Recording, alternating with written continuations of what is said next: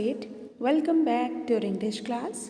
Now we are doing part 2 of your chapter 2, Children at Work.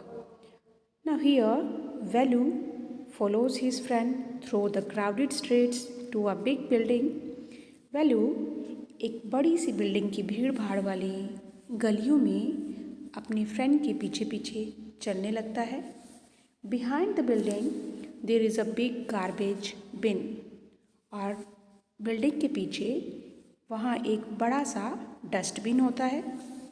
Velu wonders why they are there at all.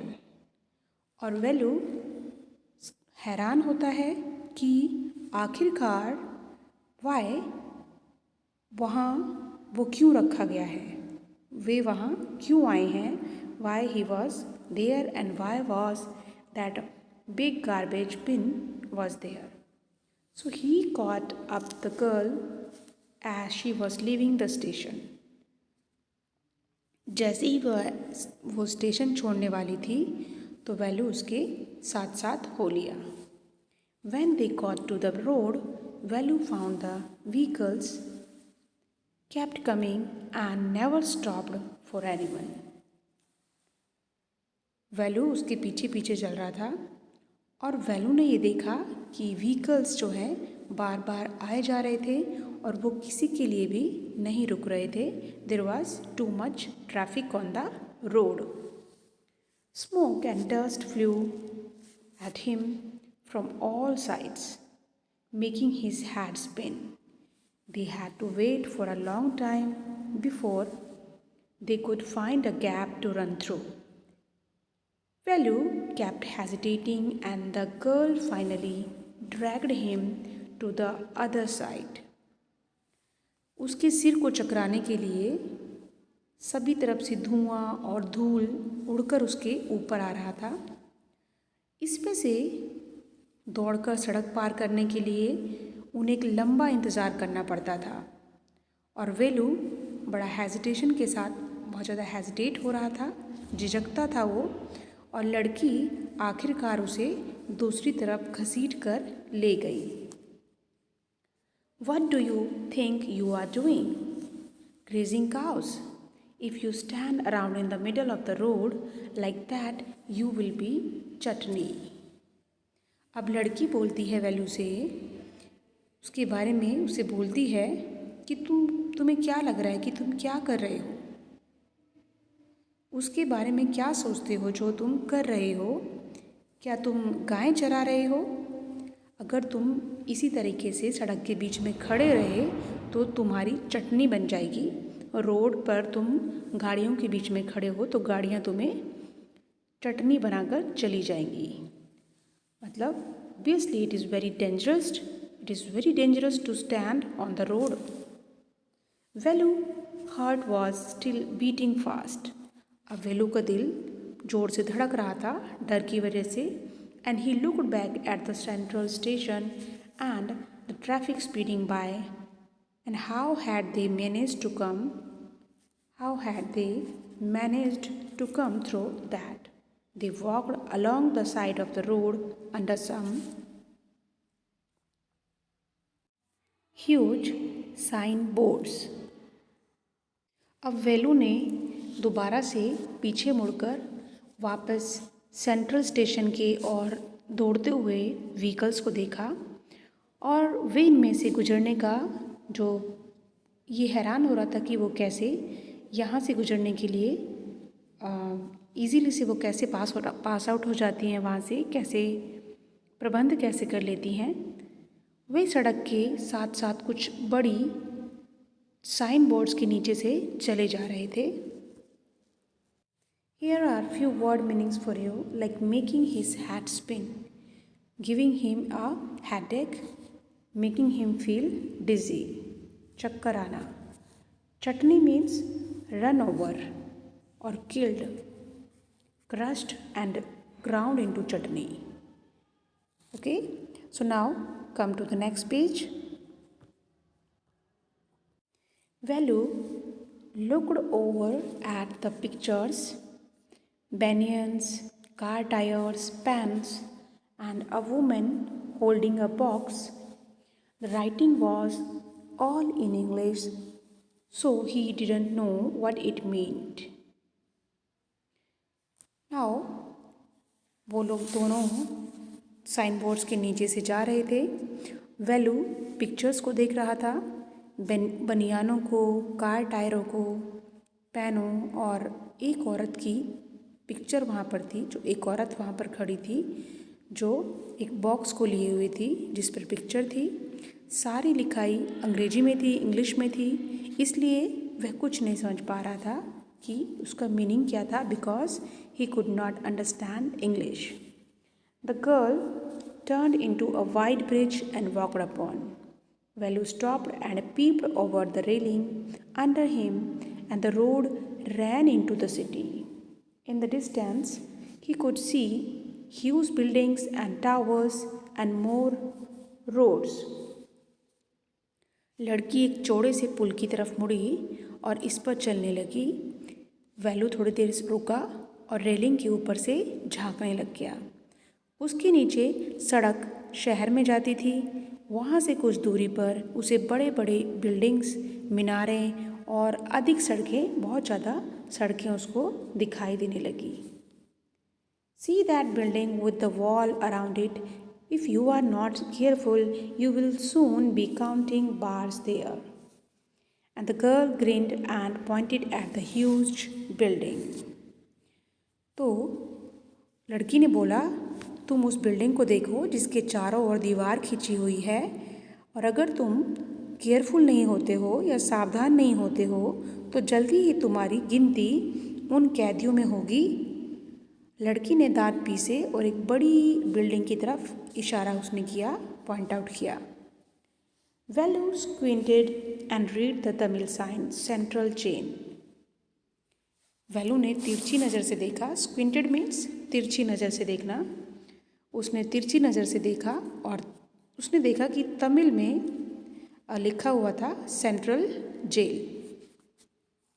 Velu, why I have done nothing wrong. अब वेलू ने कहा, मैंने तो कुछ गलत नहीं किया, मुझे क्यों जेल में जाना पड़ेगा। तो you have done nothing, you don't have to do anything, just don't get caught, that's all. तो उसने कहा, तुम्हें कुछ भी करने की ज़रूरत नहीं है, केवल पकड़े मत जाओ, बस इतनी सी बात है। You just don't get cot. What does she mean? Velu wondered. Meanwhile, the girl was already heading down the bridge with a sack of her shoulder. What was it? He had seen her putting plastic cups into it at the station. And what are you carrying in that bag? Things, bottles, papers. उसके कहने का मतलब क्या था, वेलू सोचने लगा। और इसी बीच में लड़की अपने कंधे पर बोरा लिए हुए पहले ही पुल से नीचे उतर गई थी। इसमें क्या था, इसमें उसे रेलवे स्टेशन पर प्लास्टिक के कप रखते हुए देख लिया था। तो वेलू सोच रहा था कि इसने क्यों रखा है, सारे कप्स उसने बैग में क्यों रखे हुए हैं, उस बैग में तुम क्या लिए हुए हो। और तो लड़की बोलती है, कुछ चीज़ें हैं, कुछ बॉटल्स हैं, कुछ कागज़ हैं। अब वेलू हैरान हो जाता है कि ये इन सब का क्या करेगी, क्यों लेके जा रही है। वेलू wondered what she was doing with them and what he felt shy to. But he felt shy too. लेकिन वो उसे पूछ नहीं पा रहा था कि वो करेगी क्या इस सब का। It was still morning, but sun blasted down on the tar and Velu's bare feet burned. It was not like walking on a mud road. He was soaked with sweat. He was soaked with sweat. He tried hard to walk in the shade and keep up with the girl at the same time. She walked really fast. How far away was the food? After almost an hour of walking, they stopped in front of a big building. Shri Rajrajeswari Prasanna Kalyana Mandapam. Read Velu slowly. So, वेलू हैरान था कि वह उनका क्या करेगी, लेकिन वो उससे पूछ नहीं पा रहा था, उसको हेजिटेशन हो रही थी। अभी सुबह थी, सुबह का टाइम था, लेकिन सूरज जो तारगोल पर आग की तरह बरसा रहा था। बहुत तेज़ धूप थी, वेलू के नंगे पैर जलने लगे थे और वह कीचड़ भरी सड़क पर चलने जैसा नहीं था। गांव में तो वो मड पर चलता था, मड वाली सड़क होती थी तो इजीली वो चल लेता था, लेकिन यहाँ सड़क पर चलना वो भी धूप में बहुत मुश्किल था। वह पसीने से पूरा भीग गया था और उसने छाया में चलने और लड़की के साथ रहने की पूरी कोशिश की। He tried hard to walk with her, और इन रियलिटी वो तेज़ चलती थी। और उसने कहा कि खाना कितनी दूर है, वेलू ने लड़की से पूछा। After almost an hour of walking they stop in front of a big building. और लगातार 1 घंटा चलने के बाद वो एक बड़ी सी बिल्डिंग के सामने रुके। वेलू ने धीरे धीरे पढ़ा। वहाँ पर लिखा हुआ था श्री राजराजेश्वरी प्रसन्ना कल्याण मंडपम। फूलों से बने अक्षरों से लिखा हुआ था दूल्हा जेवी विनयागन और दुल्हन रानी। वेलू ने बाहर खड़ी बड़ी बड़ी कारों को घूरा। So there was marriage of someone, bride and groom name was there, signed with letters made of flowers saying groom J.V. Vinayan and bride Rani. Velu stared at the big cars parked outside. One of the cars had a flower garland and roses tapped onto it. The girl looked around, pulled one off quickly and stuck it in her hair. Come on, she said. Are we going to eat here? Asked Velu, looking at the huge hall and the people inside. अब जब वो एक शादी में पहुंच गए, वहाँ पर किसी की शादी हो रही थी, और तो वेलू ने पूछा क्या हम लोग यहाँ खाना खाएंगे। तो लड़की ने कहा कि तुम पूछना बंद करो, चुप हो जाओ। अब वेलू ने बाहर खड़ी बड़ी बड़ी कारों को घूर कर देखा और इनमें से एक कार के ऊपर फूलों का एक हार और गुलाब के फूल रखे हुए थे। एज यू कैन सी, किसी की शादी होती है तो फ्लावर्स से पूरा डेकोरेट कर देते हैं कार को। तो लड़की ने चारों तरफ देखा और जल्दी से एक फूल खींचा कार में से और उसने जल्दी से अपने बालों में लगा लिया। ओ आओ, उसने कहा क्या हम यहाँ खाना खाएंगे। लड़के ने जब ऐसा पूछा तो लड़की ने girl reply hopes sad the girl shaking her thumb under his nose. तो लड़की ने कहा कि हाँ, उम्मीद तो यही करती हूँ कि शायद हम यही खाना खाएं। उसने अपनी नाक के नीचे अपना अंगूठा हिलाते हुए कहा। And there was a big garbage bin overflowing with the rubbish. Two girls were standing on the pile.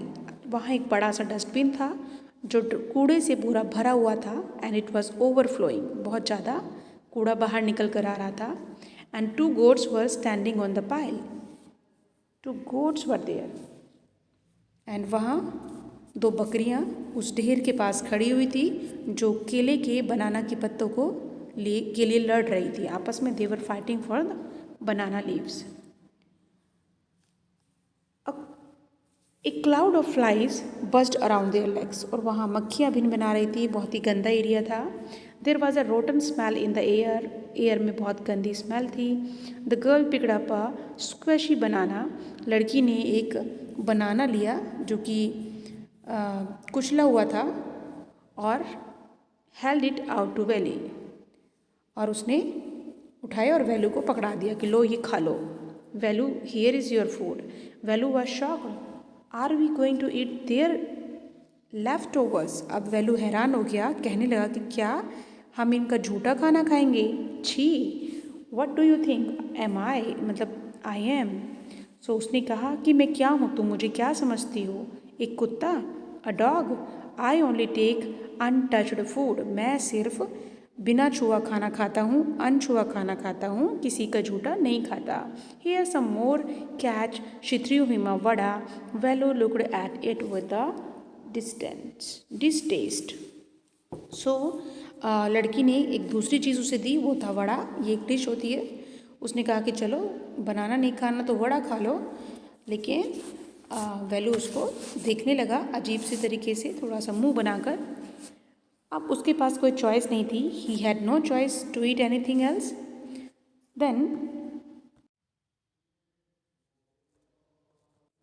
It's too early. Girl is saying they have only eaten tiffin. If you are still hungry, you will have to wait for them to finish lunch. You can wait if you want. तो उसने कहा कि अभी तो इन्होंने अपना खाना start ही नहीं करा है, बहुत जल्दी है, अब इन्होंने थोड़ा सा खाना खाया है। अगर तुम और खाना चाहते हो तो तुम्हें लंच का वेट करना होगा, तब ये लोग लंच करेंगे और कुछ फेंकेंगे, तब हम उसको पिक कर लेंगे। I am going and she picked up a couple of bottles from the heap and threw it into her sack. लड़की फिर दोबारा वहाँ से कुछ बॉटल्स, कुछ वेस्ट कप मटेरियल, जो भी था मटेरियल, वो सब अपने झोले में रखने लगी। And then she walked off, और वो चलने लगी। वो कहने लगी अगर तुम चाहो तो इंतज़ार कर सकते हो, और वो अपना कबाड़े का जो सामान था वो बोरे में भर रही थी। She was doing them that also. So Velu panicked, अब वेलू घबरा गया, उसको वो चिंता हो गई, उसको पैनिक हो गया। उसने ऐसा फील किया कि अगर ये लड़की उसे छोड़ गई तो उसे कुछ भी पता नहीं था, वहाँ वो कहाँ था, क्या करे, वो कुछ नहीं उसे पता था। He had no idea where he was and what to do. It was better to stick to her, and she seemed to know her way around. क्योंकि वो जानती थी कि सारा एरिया जो था वो उस सारे एरिया को जानती थी, और वेलू को तो उस एरिया के बारे में कुछ भी नहीं पता था। ही ran after her again, वो दोबारा उसके पीछे पीछे चलने लगा। वेलू, अब उसने कहा ए, he called, he did not even know the girl's name. Hey, what is your name? He asked, hurrying behind her. अब वो तो उसका नाम भी नहीं जानता था, वो उसके पीछे पीछे भागता हुआ उसका नाम उससे पूछने लगा कि उसने पुकारा। वह लड़की का नाम नहीं जानता था। उसने कहा कि तुम्हारा नाम क्या है? And she stopped and turned around. Oh, so you have been following me around without even knowing my name. तो वो बोल रही अच्छा, तो तुम मुझे मेरा पीछा कर रहे हो बिना मेरा नाम जाने, तुम्हें मेरा नाम भी नहीं पता और तुम मेरे पीछे पीछे चल रहे हो। I am not following you. वो कहता है कि नहीं, मैं तुम्हारा पीछा नहीं कर रहा। What then, who got you food? तो उसने कहा तब क्या कर रहे हो, और तुम्हें खाना किसने दिलाया? Can I come with you, where are you going? तो लड़के ने कहा क्या मैं तुम्हारे साथ आ सकता हूँ जहाँ तुम जा रही हो? Come if you want. उसने कहा ठीक है, तुम आ जाओ मेरे साथ। This bag is full, I have to go to home to get another one. So this is your part 2.